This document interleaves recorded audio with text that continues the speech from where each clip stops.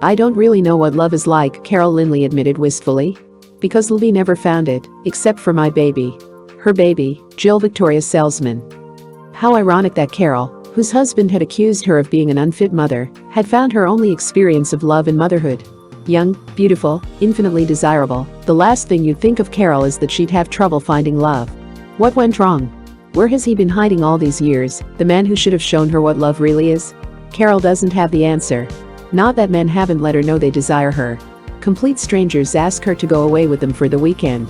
And seem surprised when she expresses shock at their crude proposition. But love, real love between a man and a woman, no one has shown her what it means. And now, as a result of her disastrous marriage to Michael Salzman, there's only a wound in her heart where love should be. Whether the wound will heal and allow love to enter in depends on many things, on luck, on Carol herself, and perhaps on a man she hasn't met yet. But one thing is certain, Carol knows that a lifetime spent without love would be a futile, empty existence, no matter how successful her career might be. So she'll never give up searching for it, no matter what disappointments and deceptions she may suffer, no matter how long the way. Carol's lifelong search for love began when she was a child. She now admits for the first time that it was a desperately lonely childhood. Most of it was spent without friends, and, perhaps most significantly, without a father to provide the first male love figure that most girls encounter. Her father, Cyril Jones, and her mother were separated when Carol was only 2 and divorced when she was 8. And she hasn't seen him since. A year later her mother married Louis Orlando, but they were separated when Carol was 12, although they weren't divorced until a year ago. So the fatherly love Carol needed was missing. And she was never really close to her mother or her brother Danny, who is 2 years younger than she. Carol was a completely different type of person than they were, and had little in common with them. This lack of closeness to her family, particularly to her mother, troubled her a great deal. But she didn't know how to overcome it. Troubled though she was. I never led a very normal life, she told me. I was very lonely. I had no friends. I started modeling when I was 10, and acting a few years later. I enjoyed my work, but there too, I wasn't close to the people around me. Most of them were older than I was. Actually, I wasn't able to communicate very well with people, she admitted. I find I still have a tendency to withdraw sometimes, but never the way I used to. I've always been basically a very shy person. She frowned. Unhappiness affects you in many ways. When you're really unhappy, you don't appreciate things. Even after I started becoming successful, I never appreciated what I had until my baby was born. Unable to communicate the thoughts and the longings and the need for love that she felt inside her, unable to express love herself, since no one had ever taught her how, Carol, before her marriage, was a prisoner, locked up behind the mask of her own beauty. There was a soul in there, yearning to love and be loved, but it was hidden from the world. Looking desperately for an escape from this prison of the self, Carol thought she'd found it when she met Mike Salzman, a young press agent assigned by her studio, 20th Century Fox, to work with her. He seemed to be a person with whom she could communicate at last, a person, above all, whom she could love. I thought I was in love, she remembers now, but I don't think it was real love. I think it was infatuation. Erich Fromm seems to bear out Carol's statement in his modern classic, The Art of Loving. In fact, he could almost be describing Carol's case, though perhaps not Mike's, when he writes, if two people who have been strangers, as all of us are, suddenly let the wall between them break down and feel close, feel one, this moment of oneness is one of the most exhilarating, most exciting experiences in life. It is all the more wonderful and miraculous for persons who have been shut off, isolated, without love. However, this type of love is by its very nature not lasting, yet, in the beginning they do not know all this. In fact, they take the intensity of the infatuation, this being crazy about each other, for proof of the intensity of their love, while it may only prove the degree of their preceding loneliness. Whatever Mike may or may not have felt for Carol, certainly Fromm gives us a perfect description of what Carol felt for him. Did Mike love Carol? No, Carol believes. Otherwise he wouldn't have acted the way he did when we were married. How did he act? Carol says, he seldom talked to me, and yet he wouldn't let me see my friends. So I was lonely before my marriage, and I was lonely during it. Could anything have been done to save this kind of marriage? I don't think our marriage had a chance from the day we got married, Carol confesses. If he had loved me, though, I think it might have worked out. For my infatuation would have grown into love. I think the love you get married with is very different from the love that grows later, the love you live with for the rest of your life. Again, Erich Fromm in The Art of Loving, which Carol has never read, seems to back her up in distinguishing between these two kinds of love. for he speaks of the confusion between the initial experience of falling in love and the permanent state of being in love. He goes on to tie falling in love to infatuation. And he contends that love is an art which must be learned, like any other art, if it is to last. In Carol's case, Mike apparently never provided her with the opportunity to learn. Or so she believes. However, she doesn't pretend to be blameless in the breakup of their marriage.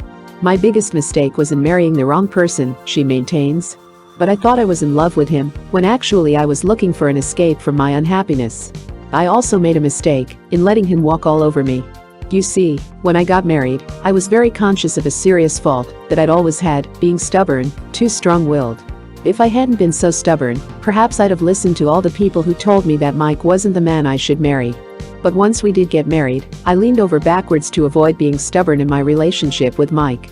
And in doing so, I let him have his way in everything. He took advantage of it and let his mother and his brothers and sisters interfere with our marriage. My mother-in-law trouble is a whole story in itself.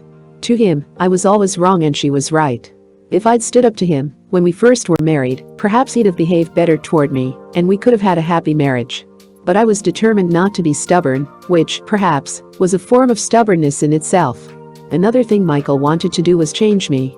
He tried to make me into something I wasn't, an impossible combination of a nice little housewife who would stay home and clean, and a glamorous movie star who'd go out and make a lot of money, so that we could have a big house. Carol denies that her interest in her career broke up her marriage. I returned to my career when I saw that my marriage was failing, she insists. I felt that perhaps, if I worked a little bit, that would help. Nothing would have helped anyway, I see that now, but I tried. I had thought at first that my not working would make my marriage a happier one. But as it turned out, it was unhappy anyway, so I figured that going back to work wouldn't make it any worse. Carol vehemently denies ever having made the statement attributed to her by an anonymous actress in a TV magazine, to the effect that nothing, not my husband, not my daughter, not anybody, nothing is going to stand in my way as far as her career is concerned. It's a made-up quote, she insists. But it is true that once Carol had returned to work, her career rapidly began to pick up steam, due not only to her looks and talent, but to an apparent shortage of young, attractive stars who can act, which makes stage-trained actresses like Carol especially valuable. Her success, however, has been marred by the bitterness of her separation from Michael, which occurred between the making of her two biggest pictures. The Current hits the Cardinal and Under the Yum Yum Tree. This separation, instead of ending in the quick and friendly divorce that she had hoped for, has dragged on for nearly a year, while she and Michael battled over a property settlement. She claims that he wants more of her money than he's entitled to. Someday I hope I can afford to pay him what he wants, she says wryly. Money's important to me, she admits. That's because I've worked hard for mine since I was 10 years old, and because I know what it means to be without it.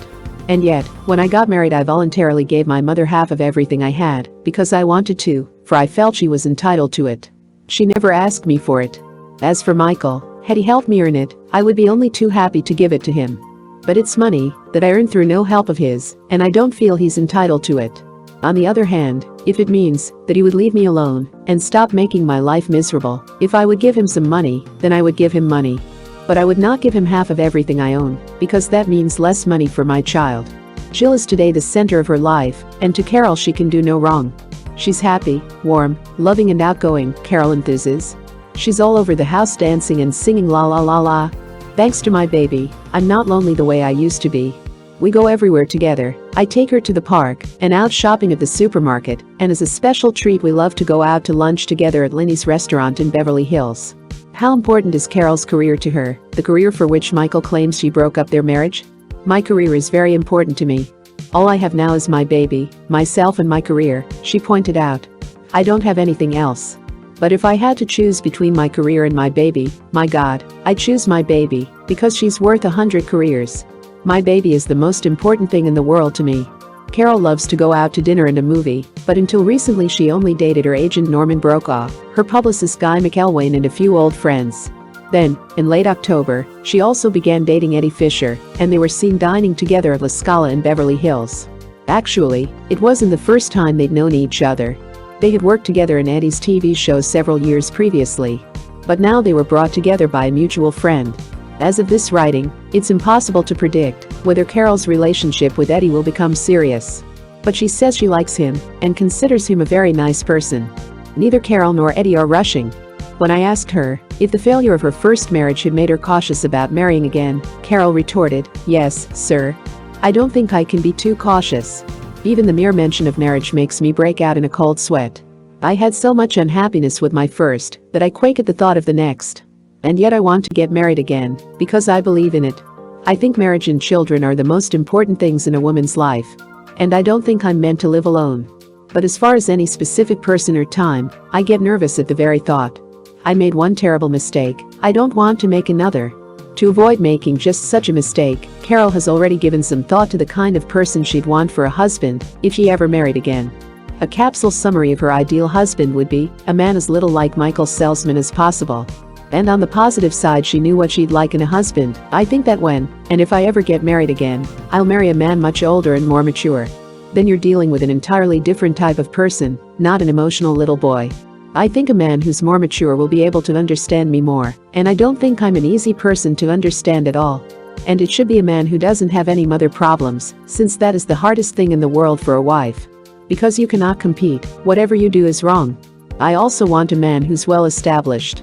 A man I need more than he needs me." It's hard to make a marriage work when the wife earns 90% more than the husband.